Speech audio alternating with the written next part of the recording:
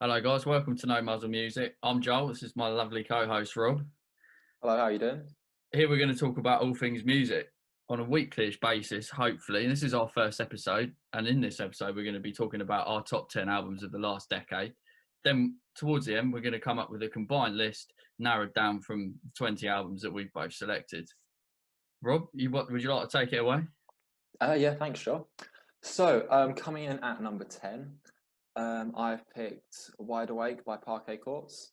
They've sort of taken that punk core and really expanded and added a whole lot of new influences into it, and it makes for a Mm, really varied and interesting listen. mm, In particular, the title track "Wide Awake" is fantastic. It's got these sort of like South American, almost like cowbells in the yeah, percussion, yeah. and yeah, I think it's just a really varied and compelling listen. Also, a shout out to Total Football, where they've taken the famous football philosophy and turned it into an anthem about social Big collectivism. up Johan Cruyff. Yeah, I thought it's a really interesting listen, I think. Definitely, definitely. I think for me, I love parquet courts, and I think the reason that I haven't, well, which you'll see, the reason that I haven't included one of their albums for me is because every album seems to have a few really good songs on it, but the actual body of work, I feel like there's quite a few songs that are quite skip worthy, to be honest, and that's why I think they make a great compilation album. But for me, I think there's a few songs that are really strong, but the rest of it's slightly lacking. I do agree. That's why it's not higher, to be Yeah, honest, because I no, think that's a the fair point. first half to two-thirds of the album is pretty much flawless, of course, Mm, and it does tail off a little bit mm. in terms of quality, but I think that first half to two-thirds is strong enough to warrant it a place for Oh, that's me. fair play. Do you massively prefer this to Content Nausea then? I think so, yeah. I think it's just got a bit Yeah, more variety to it. I quite like that, but yeah, it still remains cohesive, yeah. That's personally. interesting. To be fair, for me that Content Nausea is is my favourite Parquet Court song. It's a Yeah, brilliant yeah. song. That is It absolutely is, it fantastic. It's is. such a shame that the album's not as strong all the way through, because I mean that would be right in my list if it was. But yeah, I suppose it's just that old thing in it. There's so many albums that have one or two great songs, yeah. or more than that, There'll and be the a rest doesn't quite hold up to it. there'll be a cracking Parquet Courts compilation album Oh, in some definitely. years' time. One hundred Yeah. percent, 100%. What have we got at number 9 then? Right, number nine, we have Caligula by Lingua Ignota, Oh, and this is it's a bit of a heavy one. I wouldn't whack it on at a family gathering or anything. It's very visceral and very intense. It's sort of it's Kristen Hayter's um, attempt at trying to portray her survival of domestic abuse mm, through music, and powerful. that, yeah, it is. It's not something to be taken lightly at No. all, and to be honest, it's not something that you'll find yourself listening to like every week or anything. But I think it's so strong. Just the atmosphere of it is so intense, and just from her sort of vocals alone, she's obviously a sort of classically trained Yeah. singer, so she's got these soaring opera vocals, and then it just descends into this Chaos. demented banshee scream, and yeah, Yeah. it's an interesting one for me. I think it's Yeah. not like anything I've heard before. I'd have to agree with you on that. The first time I ever listened to it, I thought this is a challenging listen. Challenging Mm. listen. Not for everyone. And personally, not something that I'll be in a massive rush to listen to again, but I definitely appreciate it. I think you can really feel the emotion in her voice on some of those songs there, definitely. And when I read a little bit into the backstory, that kind of that made sense to me. Um, the vocals, as I said, they really are something else on that album. Unlike Mm. anything I think I've heard before, to be honest.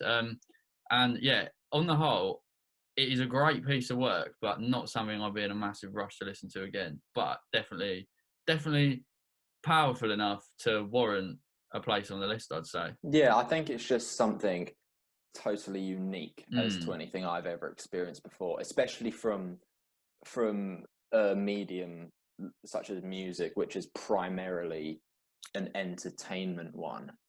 It yeah, seems like she's just cast that purpose to the side and she thought, no, I'm I'm going to just do it gonna, my way. yeah, exactly. Mm. I think that should be applauded. I'd 100% agree with you. I've got quite a lot of respect for that album, even though it's not Yeah, something I'm a big fan of. that's fair enough. Next on the list is The Race for Space by Public Service Broadcasting. And for those who don't know, public service broadcasting's whole modus operandi is to take on historical events and happenings and present them in a musical way. So they'll use samples of dialogue and speeches and put music behind it. And they've done this for the space race, which is remarkable, really, because the story is so clearly told without using, well, again, with only using a few samples of documentaries and speeches. I feel like the use of music to convey moods and to convey progression is a really like a strong point on this. Mm, I think the because it tells the story without using dialogue, and it just uses it sort of has the songs develop and climax with these couple of snippets just to give a bit of background, and yeah, I think it's really enjoyable because of that. mm. This this is going to be the biggest divider I think that we're going to talk about, because for me, Yeah, I really don't. This does nothing for me at all. I don't understand it.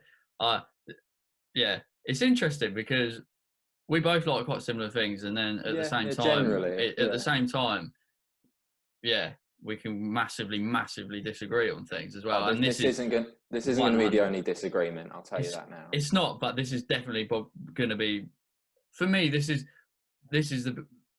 the biggest one on your list that I think I'm not quite sure how that warrants a place in there. I've got a question that I want to put to you on this, because this is something that I've always thought whenever I've heard it, Hmm. when I re-listened to it before the recording of this, Yeah. is I don't really understand what they're trying to achieve and why they're trying to achieve whatever this is that they're trying to achieve by what they're doing. I mean, as for the why, you'd probably have to ask them. Of course, Um, but I think, what's it about? Like, I understand the whole situation. It's telling the story through these broadcasts and yeah, speeches and and what perhaps have you. more than providing a story. I perhaps worded that wrong. I think it's more, It's a concept album, isn't it? To be yeah, fair, looking like, at a moment in time and exploring that in yeah, various ways. yeah. For me, I just think it sounds. I don't think it's overly creative. I understand what I get what they're trying to do, but why? Like, why? I just, to me, I think it sounds like someone that is learning to use GarageBand, and they're just taking a snippet here and a snippet there, and Yeah, yeah. just putting a synthy sort of sound and even maybe a drum fill here and there over the top of it. That's just how it feels to me. Like, I've never got them, and I never will, I don't think. And I have listened to them a fair bit, trying to sort of break through that barrier and understand the appeal that so many people find within them, but No, I like can't, I unfortunately. do understand that there isn't an appeal for everyone. No. Otherwise, it'd be top of the charts if it were. Well, exactly. Yeah. So I just yeah, struggle to get yeah, what the no, purpose of it is, but that's me. that's right. Yeah, I think it's more. It is. It does sort of have the feel of a um. I don't know, almost like an art experiment or something, like something you Yeah. might see in like a company in a gallery in a museum. I do I understand agree that. with you, but the only problem with that is that I don't think it's overly creative, to be honest. Yeah, no, It sounds like it that's. doesn't take very long to make each song. Mm, You take the clip and that's it. You obviously you do what you do with it, manipulating it in the software and stuff, and then I presume the beats take ages to put together, but they just sound like they shouldn't. I don't know. Yeah. That's No, that's that's that's completely fair. yeah. I don't How's think that's how's number 7 looking for you then? well. Um, if I'm correct, our number sevens are the same. Oh, I, so have you gone for amphetamine ballads? I You have, have. by the Amazing Snakeheads. Spoiler alert: we did have a little look at each other's list before this, so we could prepare. Just That in was case there completely was a staged. wild card in there we'd never Yeah, heard, yeah, and exactly. we'd have to talk about.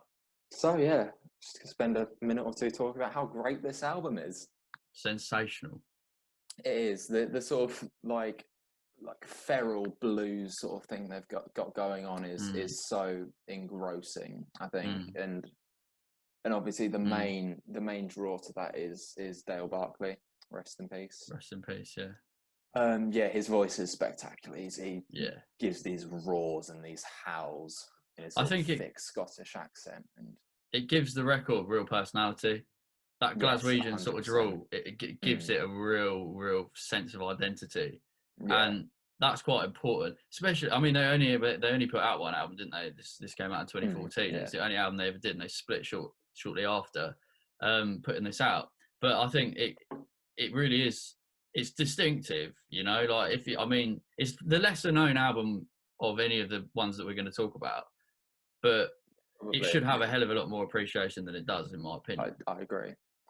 I just like the way obviously the main draw is the vocals, but the way that the rest of the songs are Yeah, arranged to provide there's quite a lot of space in the songs, and they let the notes ring out, and they let like just the bass and the drums do their thing for 20 yeah. seconds or whatever, and then it just comes straight back in, and it really gives the tracks a chance to breathe, and I think has a lot more impact for doing so. Definitely. It really pays homage to all those great dark guitar bands from Glasgow over the years, 100%. Yeah, definitely. Doesn't feel out of place when put in a group like that at all. I think also one thing that I really like about it, it's a powerful record, but I like the sort of the fact that there's a hell of a lot of bravado in the delivery of the vocals and also in the lyrics. But Yeah, it feels quite it feels like Dale sort of he's showing a sensitivity and a kind of weakness, and I think that really does in it. You know, without sounding too cliche here, I think that is a wonderful summary of yeah, of of young men in the 21st century. I think that there's it's a great yeah. explanation of It that, does really. become quite clear that that sort of. I mean, he's given it the nuts. Do you know what I mean? He's given it Yeah, all these big roars and stuff, but mm. it does feel like it comes from a place of where it is sort of Insecurity, false and put on mm. Mm. to because it is so blown out and Especially almost in some of those showman tracks. like, where it feels like you can see him on a stage just putting it on Yeah, for the sake of it. yeah. And yeah, I do agree with you It's a there. brilliant. It's a brilliant. It's not. It's just so abrasive, isn't it? It's everything I love about music. Really, I Yeah, love it's that kind of loud thing. and it's angry and yeah, And it's it really also good. exercises the wonders of the Telecaster bridge pickup It does, all the it way through does. the album. So Those guitar tones are what something more do else, you aren't want? they? Yeah. Exactly. You can't beat the Telecaster bridge pickup, mate. And if you love the Telecaster bridge pickup and you've never heard this album, give it a listen. 100%. The beginner's guide to the You shan't Telecaster regret Bridge. it. The best pickup on God's green earth. Right. What's next for you? This is number 6. This is right, so bit of a long-winded intro this. We had it, well, I had it at least, where I just for before I thought of my list, I thought what are the most obvious contenders for album of the decade. So I just googled it, and As you do. yeah, they're up amongst the lemonades of this world. There was My Beautiful Dark Twisted Fantasy by Kanye West, which gets heaps of plaudits. It's pretty good, and that got me thinking, and I thought, nah, I'm not having this. Like it's enjoyable, but it's bloated and up itself. And I'd personally, I agree. think the superior Kanye record is Yeezus, the follow up, because I think it's everything that My Beautiful Dark Twisted Fantasy isn't. And that's Yeah. not to say that that's the reason why it's great, but I think contextually it's quite It's important more as well. interesting. Yeah, it's very stripped down, Yeah. and there's pretty much like one or two synthesizers and a drum beat, and that's about it in a lot of the tracks. And it's again, it's very noisy. It's very Mm. abrasive and dirty. Like I dread to think what hell creature dreamed up the synth from On Site, because that thing is I nuts. know, I know, But I know. it's superb at the same time. And the whole album's just an attack on the senses. Really, it's just 0 to 100 the whole time. And I think there's not a lot of filler on it either. No, I think like pretty much every song has a purpose and has its place on the album, and they're all quite well executed. 100%. And the sampling on that album for me is wonderful. Like it's Yeah, so yeah, well done. Like the Nina Simone and Blood on the Leaves, and yeah. it's just that song is amazing. And It is just like the it's whole irony of it. well, yeah, yeah. Yeah, it's interesting. It's a political album at points as well, to be honest. Like Yeah, it is. It is. I mean, massively. listen to Black Skinhead. Oh yeah, Like yeah. it's And New probably Slaves. yeah, it's probably his most political work to Mm. date. It's up there. I'd argue It it's up definitely there. is up there.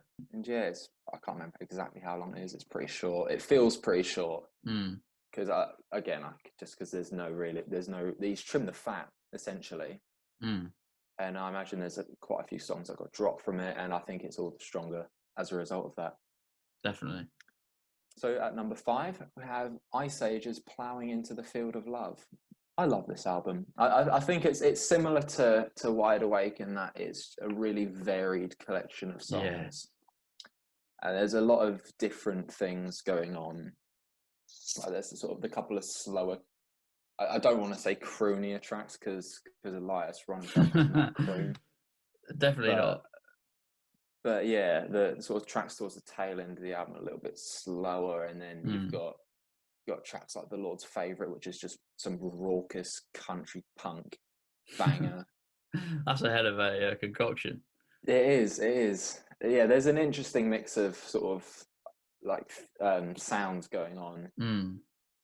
And again, Elias's voice is superb. It is great, isn't it? He's got this sort of raspy. It sounds like everything is just on an out breath, and it's not always in tune, but that's not always a bad thing. I don't think that matters. One of my favourite songs is by another band that he fronts called Marching Church, and the Mm. King of Song. And his voice is not in tune at one point in that No, whole not song at at all, all. is it? It's completely out of tune the whole way through. But it's one of the most majestic vocal It performances I just think I've ever heard. works. It I I saw him. can't really explain it. Oh, I know. I don't get how he manages to pull that off, to be honest. And I saw Marching Church at the Green Door store, uh, 4 years ago now, Mm. and they did it. And his voice, it was horrendously out of tune, but it just sounds amazing. It's spellbinding, Yeah, for want of a could better word, not really. tell you what makes it work, but How do it's you pull just that off? there's just some sort of perfect storm there that Yeah, really gives him the opportunity yeah. to do his thing. I can't even explain it. Listen to it if you haven't. It's No, majestic. this album, "Plowing Through the Field of Love" by Ice Age, it's raw, really raw, and Mm. I like the fact that it's unpolished, but it doesn't feel like a diamond in the rough. It does feel It like it's as like it should be. it is unpolished, but the instrumentation can be quite lush at times as Yeah. well.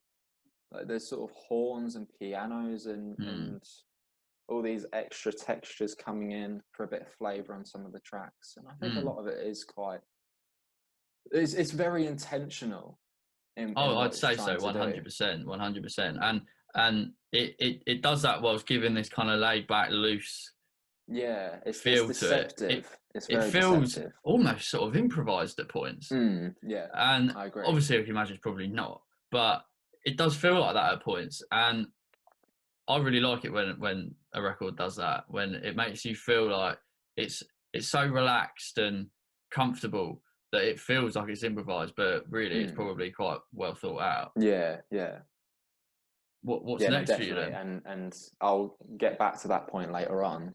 But next on the list is Visions by Grimes. there's a really interesting mix of sounds going on this album. I think the instrumentation is very robotic and jittery, and sounds very processed. And then Grimes herself is giving this ethereal wail that sounds like it's not even from this plane of existence. And I think it's a really interesting mix of sounds. Definitely is. And yeah, I mean, it also helps that Oblivion's one of the best songs of the decade. The song is incredible. It is a good song. It is a good song. I like this album a lot. To be fair, I'm not someone that's massive on Grimes, and I hadn't really listened to this album a great deal. I listened to Art Angels quite a lot. But this is substantially better. I think it's got a hell of a lot more Mm, depth to it. It I feels better agree. produced. There's I like one thing I do like is the lack of structure, and I think it's quite refreshing. Quite a lot of these songs don't have a chorus, and I know that she's been criticised for that quite heavily, and that it feels like a sort of whimsical body of work. But I think That's what sometimes makes it. people play exactly. Sometimes people place so much emphasis these days on music theory, and don't get me wrong, it is important, but if something sounds cool, like why have it? Why do things need to be so rigid? Just leave it as it Yeah, is if yeah. things sound cool. Like for me, I, the I, music I theory think side of things needs to. Yeah, it's important. It has its place, but just let things be. I think that idea of if something sounding cool, so it gets in there, is quite prevalent on this. Like I know she's Hundred talked percent. quite a lot when she was writing this album that she'd just start tapping on the table, like, and that would be the where the percussion tracks came That's from. cool. And the percussion tracks in particular, I think, are quite interesting because Yeah, there's never a wasted space. There's always a snap or a click or something filling. Like if it was played on a drum kit, it would be almost relentless yeah, and too overwhelming. much. But because it's electronic, it can be a bit quieter and use some different sounds that aren't quite as trying to hog the center stage as like a snare drum would be. Mm. Mm. No, Um, I like this album. Very good, very good. Definitely worth a shout. the What have we next got next? one is by Nick Cave and the Bad Seeds, and it is Skeleton Tree. And this is quite a weird album because obviously halfway through was when his son died, and by this point most of it was written, and so I think there's a lot of misconception Yeah, about there it is, isn't being there? about his son's death, whereas I think there was just a few lyrical changes here and there. But I think that makes it even more remarkable because like you would not be wrong in presuming this was an album about grief because it sounds so dark and there's just this Yeah, constant sense of dread throughout. mm. It's a really heavy listen, to be honest, with its sort of ambient sounds and there's Somber. all these. Yeah, it is very sombering, Mm. and I especially like Nick's vocals on this. I think a lot of the time he's just sort of monologuing, Yeah, and he sort of sounds like this omniscient narrator just speaking over these sparse tracks. And I really enjoy that. it. Yeah, I mean, there was always going to be a Nick Cave album in there for me, wasn't there, Rob? Yeah, There was yeah, always going to be a Nick Cave album in there. I think yeah. It's got to be it's not done. it's not a bad album, and I like it quite a lot lyrically. But for me, it just is nothing on some of the albums that he's done over the decades. Personally, Yeah, I can I understand the appeal of it, but personally, I don't think I put it in my top five favorite albums of his or no, anything. it's just sort of what he's done in the last 10 years, I suppose. And it is Yeah, a good album, you know. It's not like you're just whacking it in there because it's Nick Cave. Like it is a no, good no. album. But I think for me, when I've listened to it and I think about it, I just think it's not the same.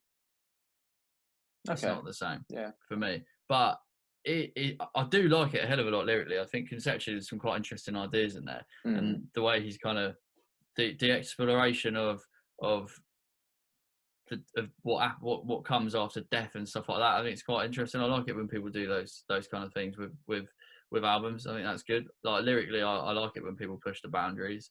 it's quite important. It gives a song another dimension, you know. And Yeah, I I mean respect that's him always been something that he's done. exactly, He's and always been a master of lyrics for me. 100%, and it still stands on this album. To be fair, I just Mm. think it's not as interesting as things that he's done prior, but Okay, yeah. it's got its place, 100%.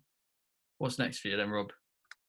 So in number 2, this is the first, well, yeah, the first Idols album, Brutalism, and it was a very difficult toss-up between Brutalism and Joy as an Act of It's never Resistance going to as be to easy. which I had in. I didn't want to include both. I thought there's no point just packing this with one artist's discography. So yeah, I had to kill one of my babies, and Brutalism survived. And I think I prefer this slightly because I think the performances are so tight.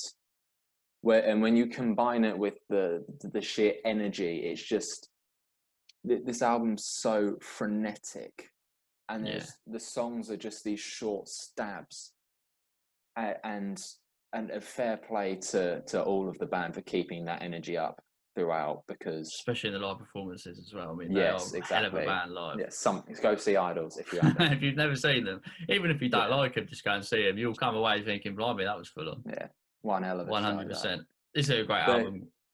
yeah, I think 100%. the energy is just slightly higher, and Okay. Heal is one of the best intro tracks I've ever heard Yeah, as well. very good. It's up That. there with Turn the Page by the Streets for me, in that sort of Blimey, pantheon. that's a It's a bold one for hell me. of an acclaim that for. So I do like this. Obviously, it's great. I mean, for me,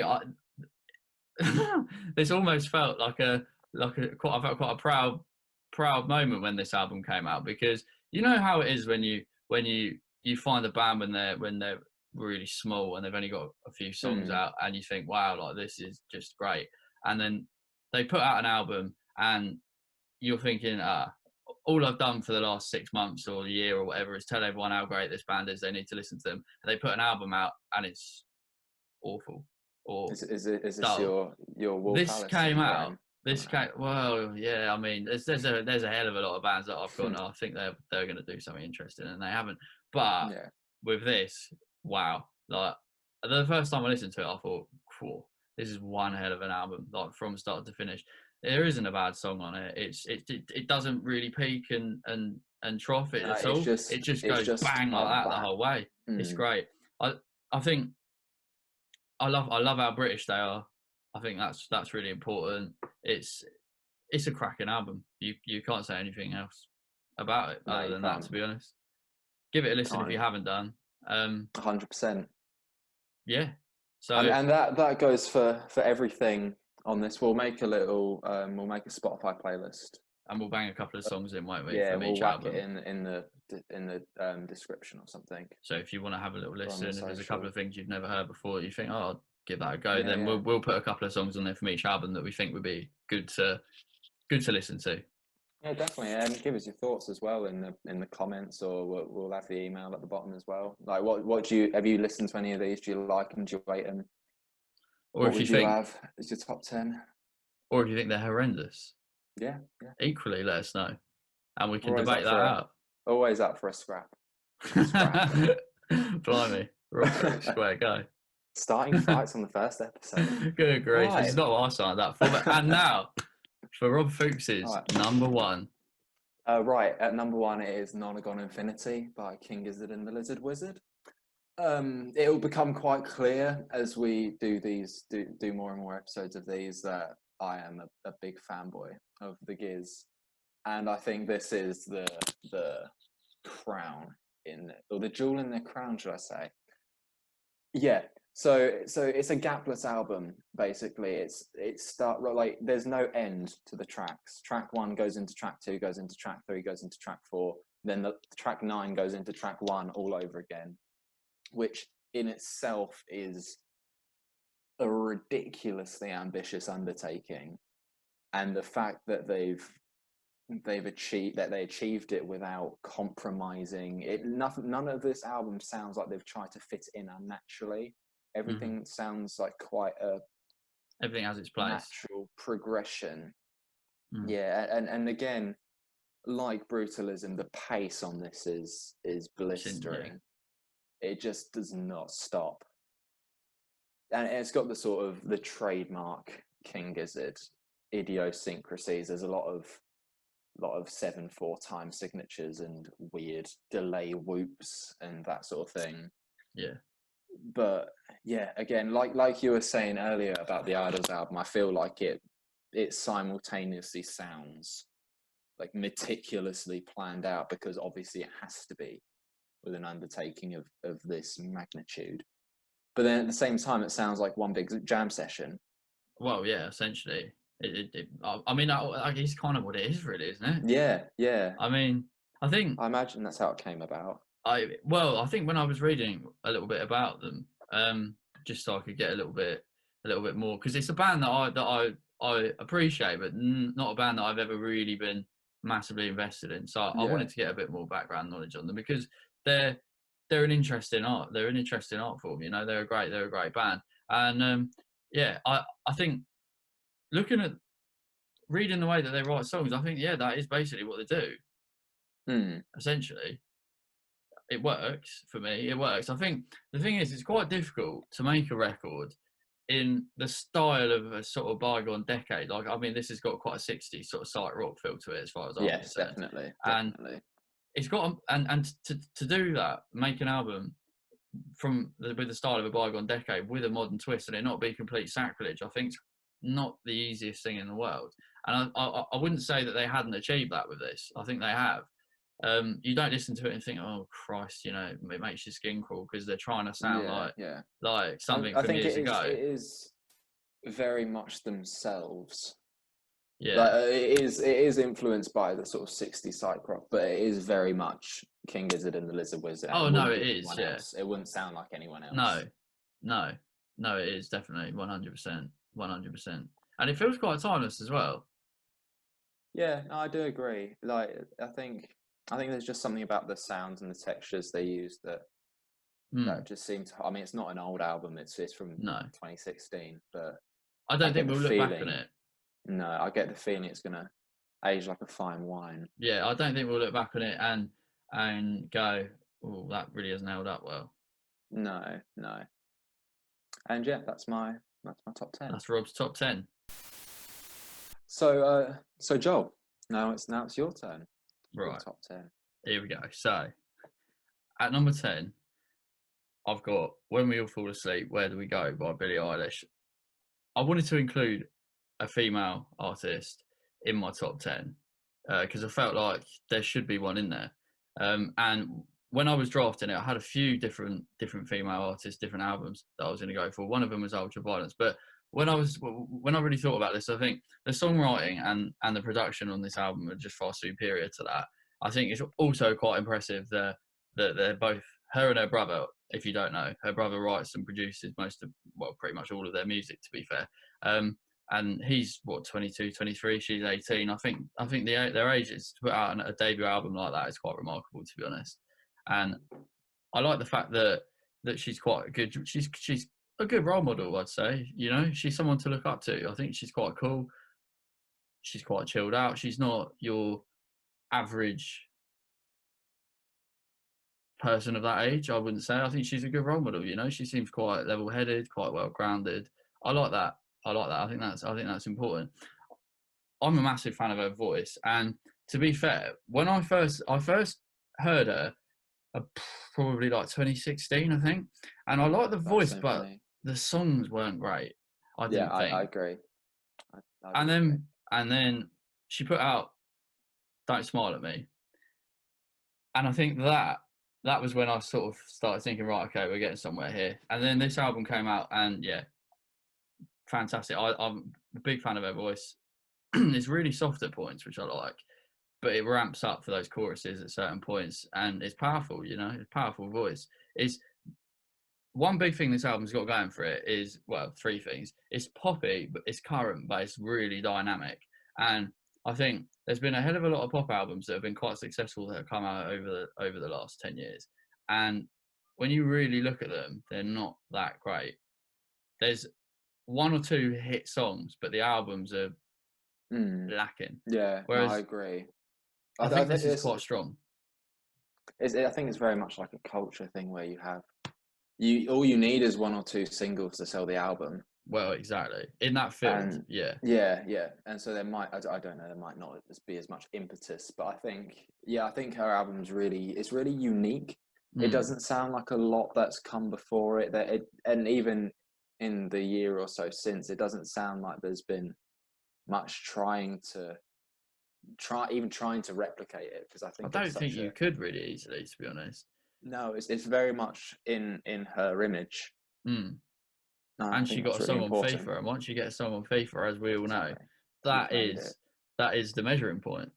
What's that number 9 then? So number 9, I've got "Ha Ha" by The Garden. I love this album. I didn't really appreciate it, I don't think, to as much as I do now when I first heard it, when it was first introduced to me. And I think it took a while for me to get it, which is weird because it's kind of everything I love about music. Really, it's it's quite punk, it's fast, it's weird, energetic, and it feels really DIY, which is something that I'm Mm. quite big on. It's just two. If any of you don't know The Garden, they're two twin brothers from Orange County in the US, and yeah, this they're inseparable by the looks of it, especially from this documentary that they put out on YouTube. Um, yeah, it feels like bedroom music, but I'm a massive fan of bedroom music, if I'm completely honest. It's not it doesn't feel hugely overproduced at all. And they've got criticism for this, to be honest, surrounding the fact that a lot of people have said that it feels rushed and quite poor for that reason. But for me, that's the appeal, you know. I think they do the prominent the, they do that two-piece thing really well with the prominent bass line and the drum fills. I think that's quite nice. That was a thing that was becoming quite big a few years ago, and they're a great example of that, 100%. And for me, I think with this album, like, you don't have long. All the songs are quite short. You don't have long to cling on to Mm. the songs, and they reach their peak, and then they're gone. Like all good And things then in it's on to life, the next really. one. Yeah. I think that's how I look at that Yeah, I album. think it's they have got obviously they've got the two-piece arrangement, but I think it's quite an inventive use of it, Mm. because I mean the bass is always very it's smothered in effects Oh yeah, and manipulated, so it doesn't really just sound like a bass guitar. It it's sounds different in every song, pretty much. exactly. And then they use the synths quite well to provide the extra bits to just fill in the gaps. Yeah, I think like the actual construction of the songs is quite, it can be really interesting at times. Like there's lots of they just jump from one thing to the other, and there's a lot of repetition in there, and it's very zany yeah. and just all over the place. And that's why I love it, to be honest. I like that. I like it. I like it. It just feels so DIY, and I think that's really Yeah. and it's punk, very punk, Yeah. but It literally does weirdly, sound like bedroom music. It sounds like they're playing it for their two mates yeah, literally, and no one else, and they're literally. just And dicking about. the weird thing is that is the kind of vibe that you get from them. They're a great Mm. band live as well. If you've never seen them, they are a cracking No, band I live. haven't. I Very haven't. good, very good. Just yeah, I mean, to be honest with you, they're as energetic and vibrant and weird and wacky as this album is live. That's just how they Yeah. are. I think it just sort of reflects them as people, to be honest. Cool. What's up next? So in at number 8, I've got A Sufi and a Killer by Gunja Sufi. A very chill Hmm. album here. I've gone for a really chill album, but equally as creative as the last. The vinyl crackle going all the way through on this is nice. I like that. Hmm. I like that. It sounds You've very got to be. authentic. It does, doesn't it? And you've got to have the right kind of sound for that to work and for you to be able to Hmm. pull it off. And I think also the Gaslamp Killer and the Flying Lotus production is definitely felt on this record, Yes, 100%. definitely, It kind of definitely. it's got that sort of cosmogramma feel to it at points. And I think that's another reason, because I quite like Flying Lotus, so that's another reason why I think this album resonates with me. I like the fact that it's experimentally organised, but it's just so different to everything else I've ever heard, I think. I think it feels like it's got this weird dichotomy going on of sounding really modern and really forward thinking. And then at the same time, it sounds like it could be like a long lost George Clinton project Well, yeah, from the 70s. yeah. I think a lot of that's the sampling. To be fair, like the Yeah, sampling sort of comes at you like it comes at you like someone you forgot to invite to your party, but you're quite happy yeah, that they've yeah, turned up. Like yeah. it, It definitely adds something with the samples. 100%. It's quite a purposeful use of them, Mm. which is really important when you're using samples. It's a good album, very good album. That if It you've not is. heard it, give it a listen because it's one of those albums that you can put on. It's quite relaxing, but not in a brain numbing sort of Yeah, way. definitely. I think You know? it suits both active and passive listening. Yeah, definitely, definitely. It's You can relaxing, sit but there you're and not do going to forget nothing it. else but listen to it, or you can just have it in the background while you're drinking your 100%, tea. 100%.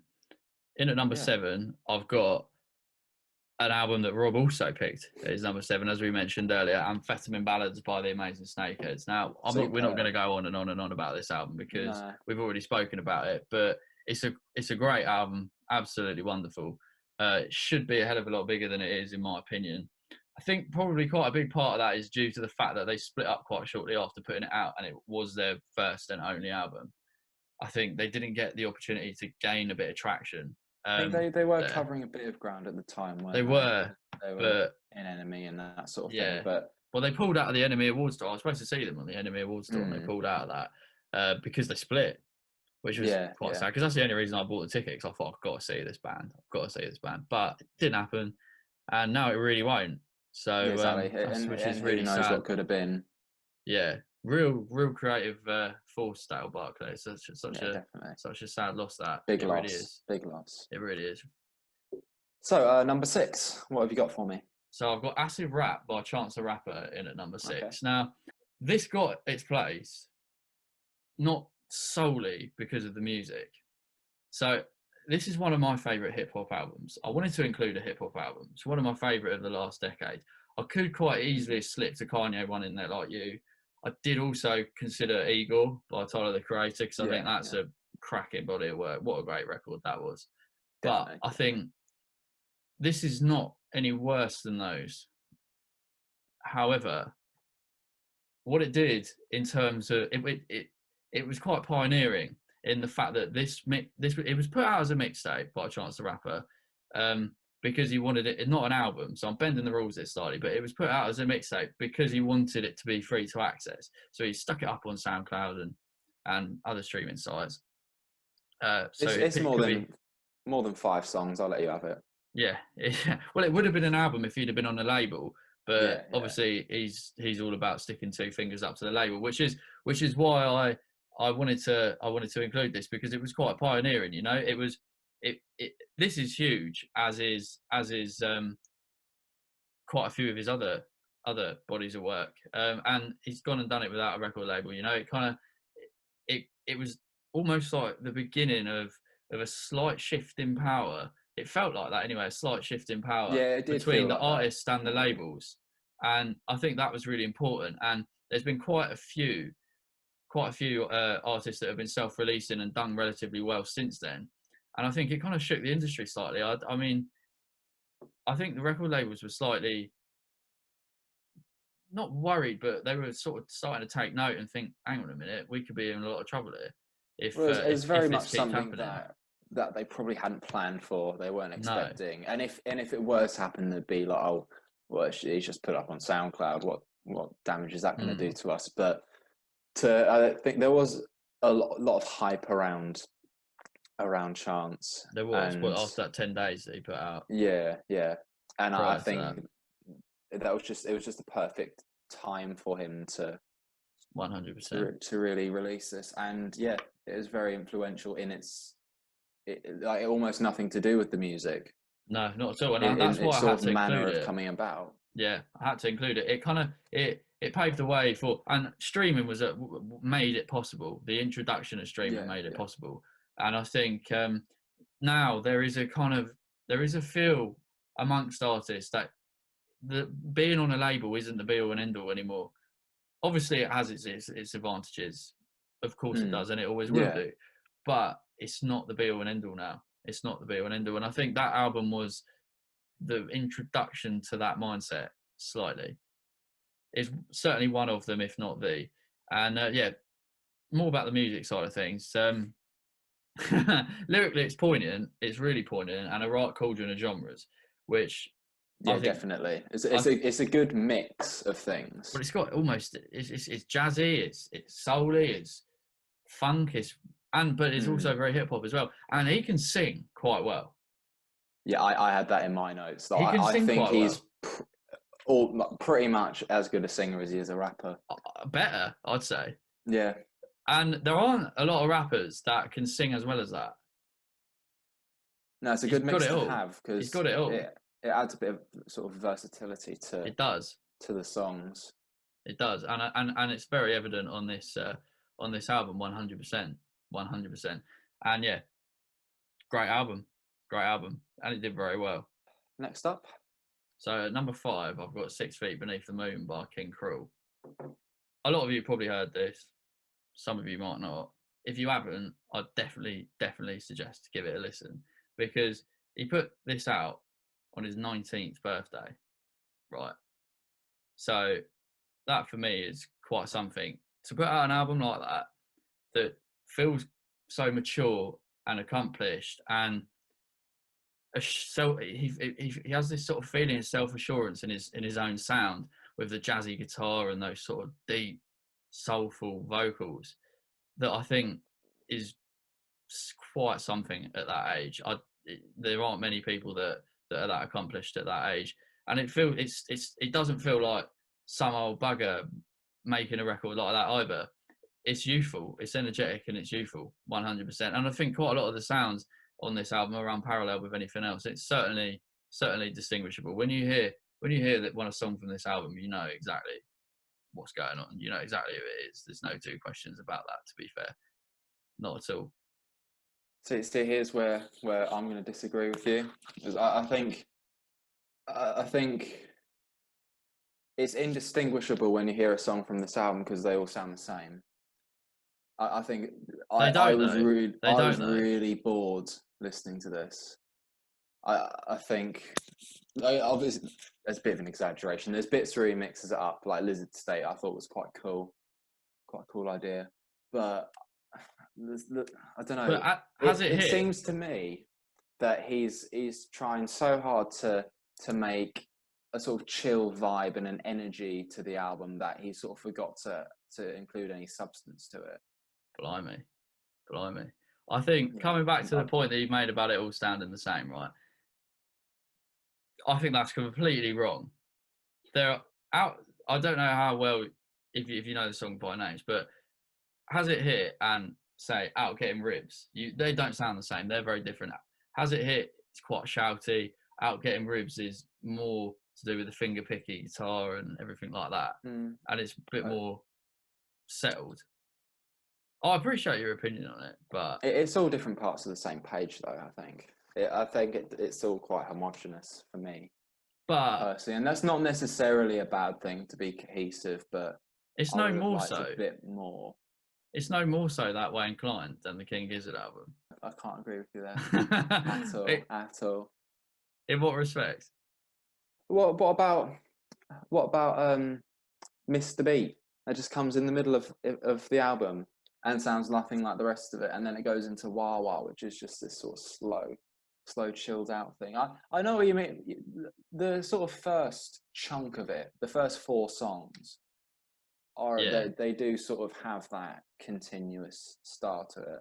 I get what you're saying. I just think I disagree with you, but that album holds similar values that you're picking out of the King Cruel one, but we'll disagree. If that's the case, then that's because I feel that it's a lot more accomplished on Not Gonna Infinity. I know. I mean, for me, it's absolutely brilliant, and I've listened to this album to absolute death. And as time goes on, I appreciate different pockets of it every time I listen to it. I find something new. Like there's a little 5-second clip in a certain song that I think, wow, I'd never really thought about that before, in terms of appreciating that section of the song. But we'll have to agree to disagree on that, Rob. Yeah, no, that's not a problem. That's what we're here for. we could have a So settle even, but yeah, exactly. We've got a list to get through. And what's number 4 for you? so at number 4, this album had to be on the list as far as I was concerned. It had to be. Is Black Star by David Bowie. Hmm. This was a true hero's exit. A true hero's exit. It was Bowie's last album, and it coincided with his sad death of his passing of liver cancer. Yeah, And only David Bowie could orchestrate his death into an art form. I can't imagine anyone else being able to pull that off and it not seem ridiculous. Like, the album is great. It's really good. It's really good, and it's got that kind of Scott Walker feel to it. And I think that's quite fitting because he's someone that's been quoted to be one of Bowie's biggest influences. And I think it's quite fitting yeah, that yeah. there's definite tones of Scott Walker through that album, being someone that Bowie looked up to and took influence from. And I think that, obviously, yeah, great swan song. Great. It's pure class. This album, it really is. It's got that kind of. Towards the end of it, his voice starts getting really weary and almost like he's winding down, getting ready to pass away, and that's quite Yeah, yeah, powerful. It's quite powerful. I'm definitely. going to talk about the album artwork really quickly because I didn't want to mention this about any of the other albums because I didn't think it's that relevant. But with this, Hmm. it is. So the album artwork is designed by a guy called Jonathan Barnbrook, and Barnbrook claims that there are, I think, there's a very, very large number, considering the size of a record sleeve. There's a very large Hmm. number of hidden secrets on the cover, in the sleeve, on the vinyl, all kinds of things. Right. And he did expose them. But one thing I have heard, which I did think was quite cool, and I don't know whether this is an urban myth or not, I don't really want to do it with my copy because I'd like to keep that so I can play it, really. But I've heard, don't hold me to this, but I've heard that if you leave it if you leave the vinyl, the black, the record, if you leave it in the sun when it's really hot, parts of it melt away, leaving you with just a black star. Now, if that is the Really case, that is really cool. But huge if true. I don't That know, will. and I'm not going to go and demonstrate it because I don't really fancy buying another copy. We here at No Muzzle Music do not condone you leaving your hard-earned vinyls out in the sun to melt away. If you want to get lost in the moment, then I'd go and do it if I were you. But unfortunately, yeah, yeah, I'm not going to do it with mine. But yeah, I think Yeah, that album I, had to be included in the list. Really, I had thought to it be. was a really good listen. It's a fascinating reflection on his career and his life.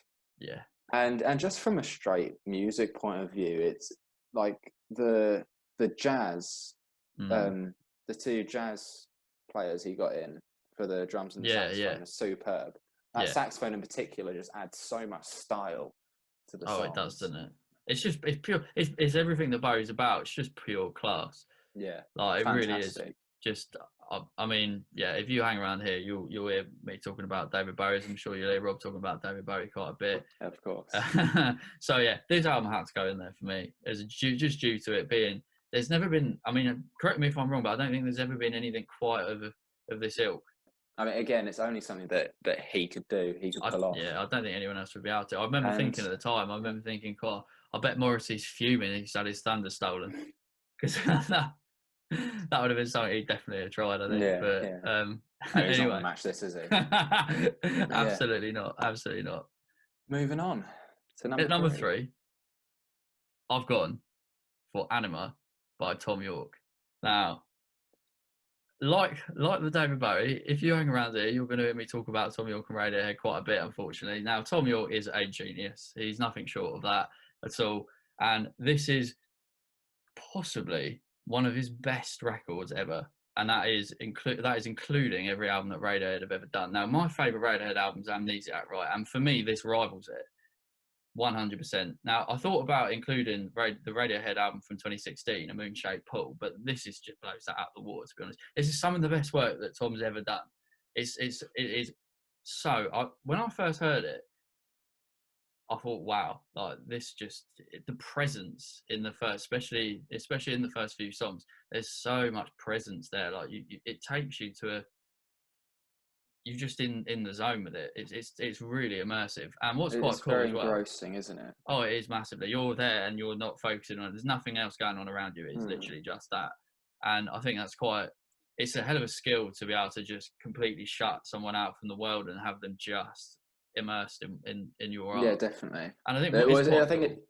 It's Yeah, very dense yeah, sounding. There's a lot to unpick there, and I think that holds your attention quite well. yeah.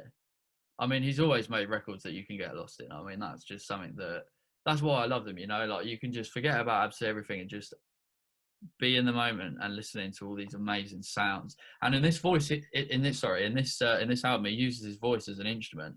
In quite a lot of Mm. the songs, you can't really tell what he's saying, and that in itself is great because the voice can be used as an instrument massively. And I think his exploration of that on this album is not new. He's been doing it his whole career, but I think it's quite effective on this album. And it's got that classic glitchy sort of psychedelic feel to it, like all of Tom's great work. And yeah, I think absolutely great. And I think what is quite cool about this is that it was accompanied by a 15-minute short film. So it's a nice little multimedia release there from Tom. He's got it all going on. He's got it all going on. Yeah, he's always one to push the boundaries of that sort of thing, isn't he? Yeah. I mean, I like, releasing films, nothing new to coincide with your music, but it's always a nice It's not. touch. It's not, but it's a lovely multimedia release Yeah, because it definitely. accompanies it nicely. I feel like the songs on this, they grow into themselves really well.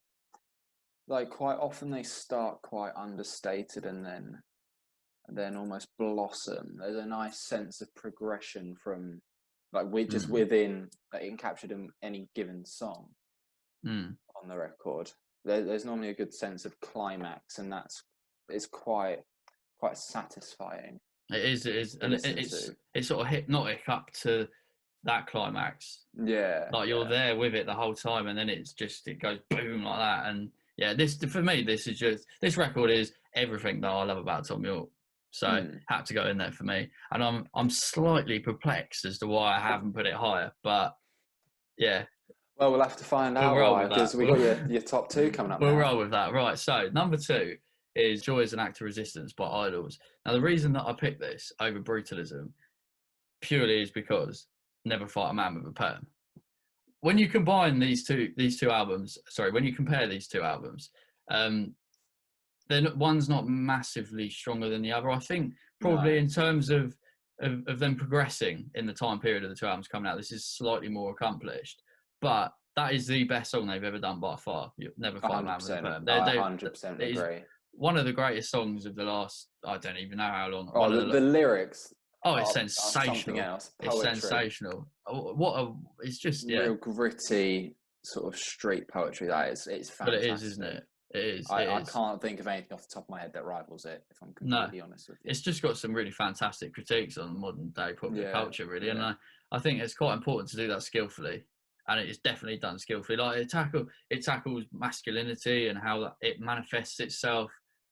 It tackles I all think that kinds of that's stuff, you know. quite a strong theme of the album Well, it is, yeah. But is the sort of false masculinity yeah, yeah, in the first world, yeah. which No, is very 100%. powerful. It's very powerfully explored. 100%, 100%. This album is just, yeah, it's brilliant for me. They don't have a bad song. They really don't. When this came out, I was thinking, be interesting to see where they go from Brutalism. And to be Yeah, honest with you, yeah. I think they've gone even further. I picked this album at number two rather than Brutalism purely because of that song. I think the album is slightly better, but there's not much of a difference between the two. But this is the best song they've ever done. So for me, it's got to be ahead of Brutalism. For this record, like weirdly, it's kind of it feels like an artificial intelligence has gone into my head and works out what I want to listen to and taken all these components and put it together, and it's this record. Well, you That's can't go how I wrong see with that, it. really. No, See it's that more perfect. It's often. everything I want to listen to, mate. Everything I want to listen to. This and yeah, the guitar, the just everything. This is like Brutalism, like we were saying. It's really high intensity from start to finish, Mm. as are all these songs when they're performed live. And it's just it's superbly British and well crafted, like the first one, but slightly more so. And I think lyrically, the first one's quite political, as is this. But I feel like with this, it's slightly more refined and it's More more almost on a poignant. personal scale It is. I think it's slightly more on effective. this album. It feels a little bit less like preaching from a soapbox. It feels a little bit more. It feels a little bit more direct Yeah, yeah. and thought out in their ideology and the viewpoints that they're coming from. And that sounds Yeah, extremely I agree. condescending thing to say. I really don't mean it in that way at all. But but yeah, great album. And if you've never listened to it, you need to give it a go. 100%. Yeah, I would agree with that as well. Go listen to Idols; they're great. Right, so the crowning album of the decade for you is So this took quite a bit of thought as to out of those last three, it was really difficult for me to place. I wasn't 100% sure where to put them. I do feel quite happy with the way that I've gone with things now. So at number one, I've got Coastal Grooves by Blood Orange. Now this record makes me feel certain things and takes me to certain places that when a record does, it's something to take note of 100%. It's an important thing for me, this album, because it's something that I've listened to a hell of a lot over the years, a hell of a lot, and I've got so much out of. And the closing song on it, Champagne Coast, is possibly my favourite song of all time. It feels like it's more than a song. It's more than a song. I think so. Blood Orange has a condition called synesthesia, and for those that aren't aware of this, it's something that allows your brain to experience sounds as colour. And I think that helps him give depth to some of the songs on this album that he probably wouldn't be able to do without this condition. Now, I'm not sure I'm not sure how it is when you have synesthesia, but through watching him talk about it and I saw a YouTube video and he was doing a speech on his synesthesia, and then he did like a sort of performance projecting his emotions through sounds and colours, all linked to his synesthesia. And when I was looking at that, I thought that makes sense now. It was like a eureka moment for me. I was like, that is how he's able to create such depth and feeling in these songs, and very much evident on this album. And I think the falsetto vocals are wonderful. I was going to bring that up They because are absolutely wonderful. he was recovering from From throat throat surgery. surgery, He had wasn't throat he? surgery in 2010, yeah. And I Yeah, think a lot of singers would go, my career's over, I can't sing anymore. But he sort of refined this falsetto and put a record out like this. I mean, yeah, that's amazing, in my opinion. In my yeah. I opinion. think And like my favorite part about this is the guitar lines in it. It like oh, it's he's beautiful, isn't taken. it? He's got these sort of Southeast Asian sort of vibes Yeah. going on, and they weave themselves in and out of the rest of the tracks, and I think they're We stunning. were talking about that Southeast Asian Yeah, we guitar were. stuff the other Yeah, week, weren't we? Yeah, it's that's something something that that, really grabs me. That I love that sort of thing. yeah, I completely agree with you. Should be used a hell of a lot more, but like you're saying, it's definitely prominent on this album. Mm. And I think also another thing is the kind of reverb on those guitar riffs is so soothing as well. Like, it just makes Yes, you it kind of, is. all the tension that you've got in your body, it just slides It's a out very when you relaxing listen to listen. it. It is, Very and it's much so. also, it just, that song Champagne Coast is always going to be a big song for me. And yeah, the album itself is spectacular, but that song is just another level. If you've never heard it, stick it on. 100%. 100%. I could go on about this album all day, all night, till tomorrow, but I'm not going to. I'm going to keep it concise. So that is my Got number videos one, to record. Coastal Grooves by Blood Orange.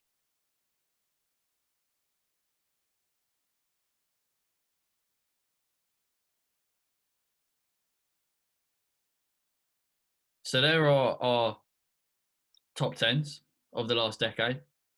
So now we're gonna come up with a combined top ten. Now this could be difficult. Be a Hopefully we'll tricky be able bit. to agree quite nicely on this, and we won't be here all night. But who knows? It's all part of the fun. All part of the fun. So let's crack on with number 10 then. So Yeah, cool. what do we think should be the 10th best album of the decade? For me, I think Anima should be there. I think it's good. I enjoyed it, but I think there's other albums we spoke about that I prefer. I mean, How about yourself? personally, I think it should be higher, a lot higher. Yeah, yeah. Yeah, a lot higher. I think at 10th place, I'd probably put the Gonja Sufi album Okay, yeah. because I think I had that near the bottom as I well. think it's So good. It's great. It's amazing, but it's not top tier. And I think that should go there. For me, that anima needs to be higher than that, in my opinion, okay, no, that's cool. because purely based on the fact that it is one of the best records Tommy York's ever done. So yeah, Right, so Sufi and a We've killer got in at number we've got 10. Sufi and a Killer in at number 10. Lovely. Cool. So number Um, 9. Number 9, Fire away. I think probably ploughing into the field of love. I think it is a little bit of a rough one, a rough Yeah, diamond. I'd probably It's agree a with that, little to be unpolished honest. in places. It's fantastic, Yeah. but again, I think there's albums we've discussed that are a bit better. Yeah, no, I'd agree with that, to be fair. Yeah, I'd agree with cool. that. I think that deserves ninth place, 100%. So Hmm. we've got Ploughing into a Field of Love by Ice Age at ninth. At eighth, Rob, eighth place. 8th place. What are we thinking? Um, I went for Visions yeah, by yeah. Grimes. But I don't know how Okay, you feel about that. I had that a bit higher because of course I did, Yeah. but yeah, I don't know what else I'd put there, to be honest. Like it'd be either that Anima or Coastal Grooves, and I'm sure you want those two a lot higher. So I think they are better as a body of work than that yeah, Grimes album. that's fair. Whacking Visions at 8 then. Yeah. I think Visions at 8. seven's already decided Yeah. since we both had it at number 7. So it's gonna have to be Amphetamine Ballads by the Amazing Snakeheads. Lucky number 7 for Wonderful the album. whole thing. Yeah, fantastic album. That number 6, Rob. What are we thinking? To be completely honest, I wouldn't have Anna Marie higher than 6. Fair play. I don't think I, it gets into the top half for me, as much as I enjoyed it. I don't know where to go here. Really, I'm not sure what to do. I can't put it that low. I can't have it that low, mate. And I what would you can't. have there then? I think at 6th, I think I'd probably it's got to be probably Black Star for me. Do you reckon? I think I had so. that a lot higher. Yeah, I mean, it could. It's one of those ones that could kind of go either way. Really, it could be in the top 3, or it could be That would be slightly breaking below. top 3 for me, I think. Yeah, I think it's difficult, isn't it? Yeah, maybe. I just I can't put Anima there, mate. I can't do it. I don't think. No? Are we I don't whacking Black think. Star in then? But then again, I'm not sure whether that's the right place for it. I don't. I think we're gonna have to. I don't feel comfortable about this, and Got to make a decision, mate. yeah, You got to pick one. I think personally for me, I think it's got to be Black Star there. Okay, I so think yeah, yeah. Black So Star by David Bowie in at number 6. And what are you thinking for 5? so 5th place, I had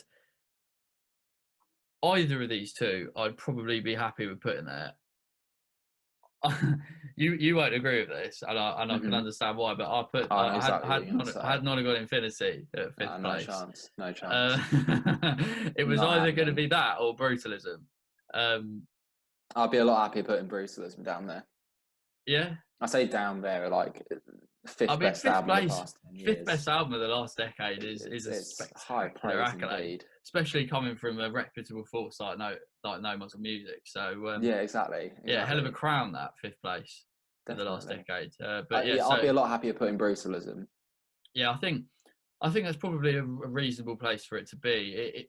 Yeah, it's not as strong for me as Joy, so I think 5th place with Brutalism by. Yeah, I mean, I'm quite undecided between the two, even having made that decision. It's a difficult one, isn't it? It was one of those ones that's going to go either way for me. It was never Fight a Man with a Perm that was just the thing that made it my choice. But yeah, so we've got that at 5th. So 4th place. What are we going for at 4th place, Rob? What are we thinking? 4th place, just missing out on a medal. Just missing out on the podium. Yeah. I think. I mean, I know you keep pushing it up and up and up, but I think Coastal Grooves, Joy is an Act of Resistance, and Nonagon Infinity are all better than Anima. So I don't agree with that statement. I shall not endorse it. However, personally, I think it should be Nonagon Infinity there. But because it's your number one, I'll put Anima at 4th. We'll put Anima at 4th. I think that's fair. I wouldn't want to put it lower than I wouldn't want to put it any lower than that. And I think looking at the albums that we've got left, it's probably a fair slot. Probably a Yeah. fair slot. So yeah, in at number 3, what are we going for? I think at this point we've got to It's gonna have to be the we're gonna have difficult to one. look towards the greater good and put our personal differences aside. Yeah, And I think that means that Non-Agone Infinity is at number 3. very As much diplomatic of you, Rob. Very diplomatic of you. as much as I don't like that, I think I respect you for that. there's a natural conclusion to this list. Yeah, yeah. I'd say. See, I know how much you love that album, and I do like it as well. But yeah, I'd say probably out of the last 3, it is going to be third spot for it. Yeah. I'd say. So out of Joy as an act of resistance versus Coastal Grooves. So at number 2, I think it's going to have to be Coastal Grooves. It's going to have to be Coastal Grooves because I think this is a combined list. Although we didn't have Joy as an act of resistance at number 1 on either of our lists. Rob didn't even have it on his list. I could have had it on there though. But he could have had it on there, and Rob being Rob easily. wanted to keep it diverse, and I love that. So he didn't have 2 albums by the same artist, which is completely fair enough. But to be completely honest, I'm more than happy crowning Joy as an act of resistance. I think it's got to be. It's got to be. No Muzzle Music's number 1 album of the past decade. I think it is definitely one of the best albums of the last decade. I think when we were doing our lists, we kept it a little bit more personal, didn't we? And we always kind of knew that the overarching top 10 was going to be working towards an album that resonates well with both of us, and I feel like Joy is perfect to stick in there. It's something that we fit in there, to be honest. Exactly, it's a record we listen to both a lot, and we both absolutely love. By definitely a great band. So I think number 2, Coastal Grooves by Blood Orange, and taking the crown, stealing the show at number 1, Joy is an Act of Resistance by Arnie. Very well deserved. Very well deserved as well. And again, if you haven't listened to it, bloody give it a go. You shan't be missing out. So there we have it. The No Muzzlemusic top 10 albums of the last decade. Thanks very much for watching, guys. I hope you've enjoyed it, because we certainly have, haven't we, Rob? Yeah, definitely. John. These are the kind of conversations that we'd be having anyway down the pub on the phone, and we just thought, why not record them and stick them up, see what people think, see if anyone wants to listen. And if you've agreed, if you disagreed, if you like what we've said, if you don't like what we've said, let us know. We want to hear from you. Open dialogue. We'll have a conversation. Why not? Why not? Open the debate. Hopefully we'll have another video up within the week, so some more content for you. So if you've enjoyed it, then stay tuned. There'll be something coming. Give us a like and subscribe. Why not? Keep up to date with the new things that we'll be posting. And as I said, hopefully it'll be weekly and varied sort of discussions on music. So yeah, thanks very much, guys.